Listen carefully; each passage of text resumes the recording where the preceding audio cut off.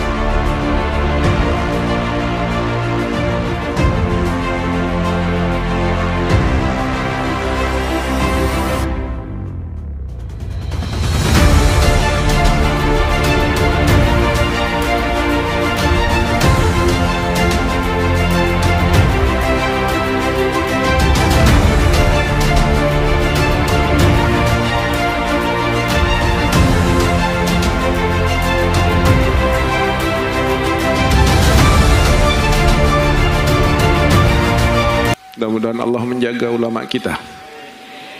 Kita baca Fatihah, kesembuhan mudah-mudahan Allah berikan kepada seluruh yang sakit. Mudah-mudahan disembuhkan oleh Allah, yang corona, yang non corona disembuhkan oleh Allah. Khususnya Allah sembuhkan Syekh Ali Jabir. Supaya diberi kesembuhan oleh Allah dan dijaga serta ulama-ulama kita. Mudah-mudahan dijaga. Karena apa? Karena ini sudah tidak masuk akal. Mungkin para hadirin sudah banyak yang menyaksikan. Kalau melihat gerakannya, dia bukan mau melukai, tapi mau membunuh. Bagaimana lompatnya, bagaimana ayunan pisaunya, bagaimana kemana arah tujuan pisaunya, ke dada itu.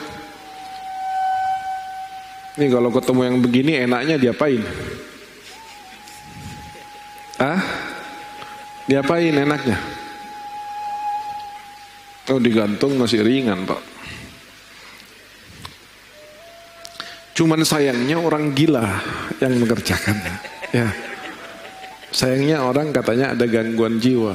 Kok ya subhanallah, giliran ulama yang dianu hampir mesti gila. Cuman kalau bukan kepada Islam, teroris katanya. Kalau yang kena sasaran para ulama, gila katanya. Tidak waras.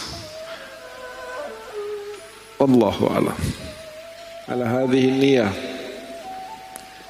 wa ala man kutibat asma'uhum fi hadhihi al-warqah wa ala masyayikhina wa auladina wa ahlina wa dhurriyyatina wa ashabina wa tullabina wa man syamilathu syafaqatu qulubina wa man ahabbana wa ahbabnahum fik wa jami'il muslimin bi barakati Allahumma salli wa sallim ala sayyidina Muhammadin tibbil qulub wa dawaiha fiatil abdan wa shifaiha wa nuril absar wa dhiyaiha wa qutil arwah wa ghidaiha wa ala alihi wa sahbihi wa sallim. Allahu ta'ala tahassanna bidil izzati wal jabarut wa atasamna bi rabbil mulki wal malakut wa tawakkalna alal hayy alladhi la yamut isrif anna hadzal waba wal amrad innaka ala kulli syai'in qadir. Allahumma ya latif ya qadir nas'aluka al-lutfa fima jarat bihil maqadir wa ma nawa bihi masyayikhuna wa sulahauna wa rijaluna wa ahluna wa sadatuna khususan ala bi'alabi wa ahli sidat dahabiyah masyayikh tariqatul idrusiyah. Baik, para jamaah sekalian, saya mohon keikhlasannya sekali lagi kita baca surah Al-Fatihah dengan niat mudah-mudahan dengan kemudian surah Al-Fatihah ini Allah jaga para ulama-ulama kita, Allah lindungi dari segala macam kejahatan makhluk-makhluknya, kemudian Allah berkahi langkahnya, Allah kabulkan semua cita-cita mulia mereka, ala hadhihi niyat wa ala kulli niyatin salihah. Terkhusus Allah sehatkan segera Syekh Ali Jabir, Allah panjangkan umurnya, apa yang beliau cita-citakan dimudahkan oleh Allah Subhanahu wa taala. Wa ala ma nawa fi qulubikum, dan semua apa yang antum niatkan mudah-mudahan Allah kabulkan. Bisiril Fatihah. A'udzubillahi minasyaitonirrajim.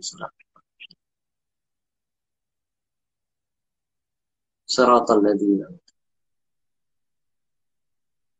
Baik, ada beberapa catatan penting yang ingin saya sampaikan dalam kesempatan ini sebagai penyambung lidah dari guru kita Syekh Ali Jabir. Beliau sangat menyayangkan ada statement yang berkembang bahwa pelaku penusukan adalah orang yang tidak waras atau orang gila.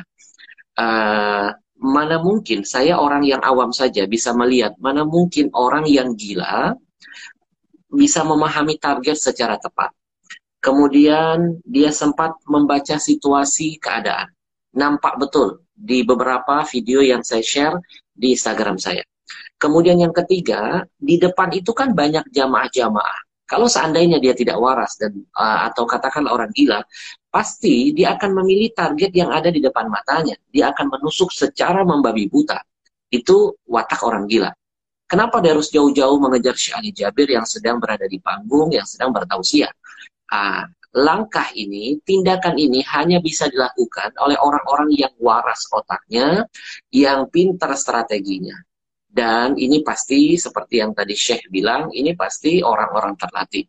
Maka saya menyimpulkan, pelaku penusukan ini bukan orang yang tidak dikenal, tapi ini pasti orang suruhan.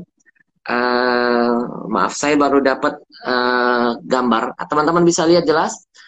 Masa orang gila bisa main gitar? Orang gila masih gangguan jiwa bisa main gitar, bisa nyanyi, jago main gitar. Kemudian bisa main komputer. Tuh, orang gila main gitar. Bisa bawa motor, bisa selfie-selfie. Ada apa dengan negeri ini? Ketika ada penusukan yang dilakukan kepada ulama, itu langsung pelakunya dibilang gila dan gak waras. Tapi ketika penusukan dilakukan kepada para pejabat, itu langsung dicap sebagai teroris dan radikalisme. Nah, ini menjadi pembelajaran sekali lagi, siapapun dalang dibalik ini, kita serahkan sepenuhnya kepada polisi untuk menyelidiki dan menangkap pelakunya. Saya ainul yakin, saya sependapat dengan Syekh Ali Jabir dan teman-teman lain, ini pasti suruhan. Tidak mungkin. Ya, apalagi saat ini kita mengkhawatirkan hadirnya antek-antek PKI di tengah-tengah kita. PKI paling nggak suka dengan ulama, PKI nggak suka dengan agama, PKI nggak suka dengan majelis taklim, PKI nggak suka dengan pesantren, PKI nggak suka dengan guru-guru ngaji. Nah, ini tugas kita. Para jamaah, jangan sampai ini terulang untuk kedua kalinya. Siapapun penceramahnya yang istiqamah di jalan Allah, hadir di tempatmu, mengisi di masjidmu, di pengajianmu, tugas kita harus menjaga ulama kita. Kalau kita tidak bisa menjadi ulama, paling tidak kita menyiapkan tenaga, pemikiran untuk menjaga ulama kita. Karena kalau presiden hari ini meninggal, besok rebutan orang jadi presiden, penggantinya. Tapi kalau ulama ini hari wafat, 10 tahun, 20 tahun, apalagi seperti Syekh Ali Jabir yang cita-citanya begitu dahsyat, ingin berjuang menghadirkan 1 juta penghafal Quran di Indonesia. Dan ini berkah rahmat buat kita semuanya. Belum tentu 10 tahun, 20 tahun lagi, ada orang-orang ulama seperti beliau dan yang lainnya. Maka tugas kita sekali lagi, saya mengajak teman-teman jaga, lindungi ulama-ulama kita. Dan yang terakhir, teman-teman sekalian, amalkan setiap hari baca surah Al-Baqarah. Karena insya Allah, seperti yang beliau sampaikan tadi, beliau selalu mendawamkan setiap hari membaca surah Al-Baqarah. Insya Allah jauh dari segala macam kejahatan. Hari itu Allah sedang menguji beliau, kata beliau, selama ini biasanya beliau tuntas membacanya, tiba-tiba sampai sore belum kelar, lalu sebelum tampil beliau membaca surah Al-Baqarah. Dan akhirnya, subhanallah, ya walaupun terlambat, menyelesaikan Al-Baqarah hari itu, Allah nampakkan bahwa ahlul Quran itu ahlullah. Orang yang cinta dengan Quran, dianggap Allah sebagai keluarganya, dan pasti selalu dalam lindungan Allah. Secara logika, kalau bukan karena perlindungan dari Allah Subhanahu wa Ta'ala, mustahil beliau bisa selamat dari proses rencana pembunuhan. Karena saya yakin targetnya itu ingin menusuk ke arah leher. Tapi qadarullah, subhanallah, ketika beliau ditusuk, beliau refleks bergerak dan akhirnya tertancap di bahu beliau sebelah kanan. Satu lagi teman-teman sekalian, tidak mungkin orang gila bisa melakukan teknik ini. Teknik apa? Antum bisa bayangkan, itu di video Instagram saya kelihatan dia berdiri dari kejauhan dan betul-betul memantau, melihat ke arah Syekh Ali Jabir, menanti-nanti saat ketika Syekh Ali Jabir lengah. Ketika Syekh Ali Jabir memandang ke arah sebelah kiri, ya, dia langsung bergerak berlari dari arah kanan dan naik ke atas panggung dalam waktu yang singkat dan cepat. Tidak mungkin strategi ini, ya, bisa dilakukan oleh orang yang gak waras, apalagi orang gila. Gak mungkin, mustahil. Hanya orang yang sadar, orang waras, yang terlatih, kata Syekh tadi, yang bisa melihat momen itu. Jadi dia melihat Syekh Ali Jabir memandang ke arah sebelah kiri, dengan serta-merta dia berlari, lalu menusukkan pisau. Rencananya di leher, tapi Allah yang menjaga beliau, dan akhirnya tertancap di kanan. Subhanallah. Subhanallah, meskipun dalam keadaan tertusuk, meskipun dalam keadaan berdarah, meskipun dalam keadaan masih belum fit, beliau Syekh Ali Jabir masih tetap berusaha melanjutkan acara-acara beliau berikutnya. Karena beliau masih dalam roadshow di Kota Lampung dan sekitarnya. Subhanallah teman-teman, banyak sekali pelajaran yang bisa kita dapatkan hari ini. Sekali lagi intinya, save ulama, jaga ulama kita. Mudah-mudahan di dunia kita jaga mereka, kita muliakan mereka, kita cintai mereka. Nanti insya Allah ketika di akhirat mereka yang akan menjaga kita, memberikan syafaat kepada kita, dan akan mengarahkan kita ke jalan ke surga. Terima kasih buat teman-teman yang sudah ikut live. Ya, doakan saya, doakan guru-guru kita yang lain, mudah-mudahan selalu istiqamah di jalan Allah. Baik teman-teman sekalian, sampaikan salam ta'zim untuk semua keluarganya. InsyaAllah, mudah-mudahan kita berharap kejadian ini tidak terulang lagi untuk kedua kalinya. Allah berkahi antum semuanya. Terima kasih sekali lagi buat teman-teman yang sudah bergabung. Terima kasih. Ya, mudah-mudahan dalang dari pelaku penusukan ini segera tertangkap dan diberikan hukum yang seberat-beratnya insya Allah. Baik, terima kasih teman-teman. Jazakumullah. Terima kasih, insya Allah kita akan live lagi di lain kesempatan. Sampaikan salam takzim dan hormat saya untuk semua keluarga antum semuanya. Dan mohon ridho dan doanya. Mohon ridho dan doa dari semuanya. Hari ini sebenarnya saya masih belum fit. Tapi karena kecintaan kepada Syekh Ali Jabir, saya paksakan untuk live yang perdana setelah berapa bulan tidak pernah live. Saya sempat diuji oleh Allah SWT terkena penyakit dari tanggal 22 Agustus. Saya berjuang dengan panas yang sangat tinggi, menggigil, mual, tidak punya tenaga. Lalu saya dibawa ke rumah sakit, diperiksa, saya khawatir itu tipes. Ternyata negatif tipesnya. Lalu diberikan obat dari rumah sakit. Kita makan obatnya 2 hari, tapi ternyata panasnya makin menggila, menggigilnya makin menjadi. Tidak ada cairan makanan yang masuk. Itu yang membuat saya terus drop-drop dan lemas. Dan akhirnya lalu saya dilarikan ke rumah sakit, di CT scan, kemudian di MRI, lalu nampak ada torak di kedua paru-paru saya. Lalu disimpulkan probably COVID. Saya dicurigai terkena COVID. Besoknya saya disarankan untuk swab teman-teman sekalian. Lalu kita ikuti prosedur itu, saya swab, dan kita menunggu 3 hari setelahnya. Ternyata baru 1 hari, saya sudah tidak tahan dengan panas yang terus tinggi, menggigil, badan yang lemas. Lalu saya dilarikan istri saya ke rumah sakit untuk dirawat, diinfus, paling tidak ada cairan yang masuk. Dan itu dirawat sudah standar COVID. Sambil menunggu hasil swab. 3 ternyata hasilnya baru keluar 4 hari. Dan hasilnya saya positif COVID. Lalu setelah itu saya dilarikan ke rumah sakit holistik yang ada di Purwakarta. Saya ditangani, saya diobati dengan herbal, tidak ada pakai bahan-bahan kimia, dengan tumbuhan, tanaman, dengan dengan buah-buahan, dengan sayur-sayuran, dengan obat-obatan yang tradisional. Luar biasa, saya dirawat di sana selama beberapa minggu dan alhamdulillah ala kulli hal, alhamdulillah bi ni'mati tatimmus shalihat. Yang tadinya ketika saya masuk, saya sudah pada posisi yang sangat kritis. Tidak bisa berbicara seperti ini. Ngomong sepatah dua kata, sesak langsung di dada, napas saya itu seperti pendek. Sudah mengap-mengap seperti ikan yang keluar dari habitat air. Sampai pada saya sudah menuliskan wasiat kepada istri, menitipkan wasiat kepada teman-teman, menitipkan wasiat kepada keluarga, dan lain sebagainya. Setiap malam ketika dirawat di masa kritis, saya sempat didatangi oleh beberapa ulama, beberapa habaib yang sudah meninggal dunia. Seperti ada Habib Munzir hadir dalam mimpi, kemudian ada UJ, Ustaz Arifin Ilham, ada Habib Rahman Khirin. Mereka datang, mereka ngobrol, di situ yang membuat saya semakin, ya Allah, jangan-jangan ajal saya sudah dekat. Ya, tapi Allah punya rencana lain. Alhamdulillah, saya dipertemukan dengan salah seorang dokter dengan rumah sakit yang Masya Allah yang merawat, yang betul-betul memanusiakan saya. Dia ngobati saya tanpa takut, tanpa khawatir, nggak pakai APD lengkap. Istri saya bisa menemani, memberikan dukungan terus-menerus.